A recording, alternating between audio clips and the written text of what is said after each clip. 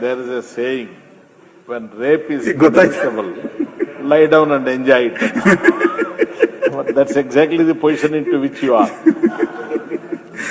Sir दयमाಡಿ ಗಮನ ಸೆಳೆಯೋದು नारी जिसने हमारे प्रभु राम को जन्म दिया, जिसने माधव श्री कृष्ण को जन्म दिया, जिसने आपको, मुझे और इस पूरे संसार को जीवन दिया, विडंबना देखिए, आजाद भारत में वो नारी सुरक्षित नहीं है।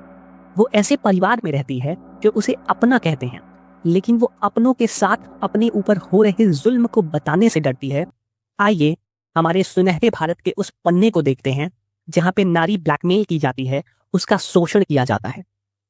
नारी के साथ हो रहे विश्वासघातों में शामिल हुआ एक नया अध्याय।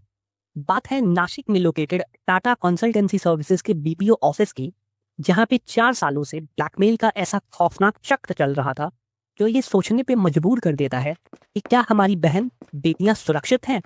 हम बड़े बड़े ब्रांड्स और कॉर्पोरेट टावर्स को देखकर गर्व करते हैं। हम सोचते हैं कि वहां सीसीटीवी है, एचआर पॉलिसीज हैं, पॉश कमिटीज हैं, तो सब सेफ है। लेकिन नासिक केस ने यह साबित कर दिया कि सिस्टम कितना खोखला हो सकता है। और ये पहली बार नहीं है जब भारत ने ऐसा कुछ देखा है, और दुख के साथ मुझे ये कहना होगा कि ये आखिरी बार भी नहीं है। 1992 में अजमेर था, 1994 में जलगांव, 1996 में सूर्यनेली था, 2018 में मुजफ्फरपुर शेल्टर होम, और अब 2026 में कोयम्बटूर, अमरावती और नासिक से खबरें आ रही हैं। हर बार सिर्फ जगह बदलती है, पर ब्लैकमेल का ये खेल वही रहता है।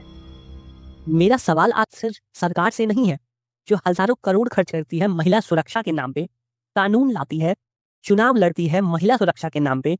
मेरा सवाल हर उस परिवार से है जिसके घर में बेटियों ने जन्म लिया है, कि आपने अपनी बेटियों को मर्यादा तो सिखा दी, लेकिन उन्हें कौन सी सेल्फ डिफेंस टेक्निक्स सिखाई हैं?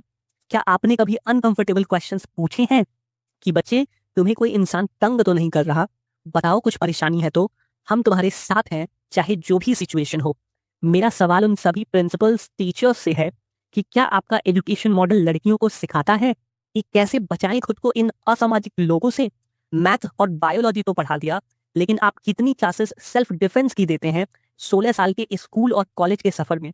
आखिर क्यों 4 सालों तक चुप थी नासिक के विक्टिम्स? आखिर क्यों नहीं कह पाई वो अपनी फैमिली से, अपनों से जो उनसे प्यार करते हैं? आखिर क्यों डर के जीने पे मजबूर थी वो लड़कियां इस आजाद भारत में? मेरी समझ से मैं बताता हूं क्यों।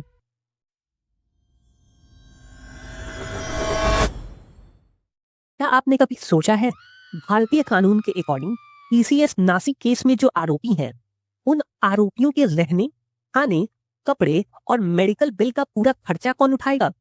जेल में उनको पालेगा कौन? अगर एक शब्द में बताऊं तो आप। स्टेट गवर्नमेंट कलेक्ट किए हुए टैक्सेस से उठाएगी इनके खर्चे, और वो टैक्सेस दोगे आप, मैं, वो स्त्री जिसका शोषण हुआ है, वो सब परिवार वाले जिनकी लाइफ तबाह हुई है। ये सिर्फ पैसों की बात नहीं है। एक तरफ विक्टिम है जो थेरेपी, कोर्ट के चक्कर और समाज की नजरों से लड़ने में अपनी पूरी जिंदगी की सेविंग्स लगा देती है, और दूसरी तरफ ये मुजरिम है जिन्हें स्टेट गेस्ट की तरह रखा जाता है। हमने एक ऐसा समाज खड़ा कर दिया है जहां एक लड़की को दरिंदे से ज्यादा अपने परिवार की बदनामी से डर लगता है। वो सोचती है कि अगर मैंने बताया तो शायद मेरी ही गलती निकलेगी, शायद मेरा ही घर से निकलना बंद हो जाएगा। हमें इस कल्चर ऑफ साइलेंस को जड़ से उखाड़ना होगा। अपनी बेटियों को सिर्फ मर्यादा का पाठ मत पढ़ाइए, उन्हें ये यकीन दिलाइए कि उनका परिवार उनकी सबसे बड़ी ढाल है। उन्हें ये भरोसा दीजिए कि बच्चे, तुम्हारे साथ कोई भी हादसा हो जाए, हम तुम्हारे साथ खड़े हैं, हम दुनिया से लड़ लेंगे पर तुम्हारा हाथ नहीं छोड़ेंगे। आज ये वीडियो खत्म करने से पहले मैं आपसे सिर्फ एक सवाल पूछना चाहता हूँ। क्या आपने आज अपनी बहन, बेटी या बीवी से पूछा कि वो अपने ऑफिस या कॉलेज में वाकई सेफ महसूस करती है? कभी कभी आपका सिर्फ एक अनकंफर्टेबल सवाल और आई एम विथ यू का वादा किसी की जिंदगी को तबाह होने से बचा सकता है। मेरी रिक्वेस्ट है आपसे कि इस आवाज को सिर्फ अपने तक मत रखिए, इस वीडियो को हर उस परिवार तक पहुंचाइए जिनकी बेटियां आज घर से दूर किसी अनजाने शहर में अपने सपनों को उड़ान दे रही हैं। जागिए, क्योंकि खामोशी सिर्फ गुनहगार का साथ देती है। जय हिंद।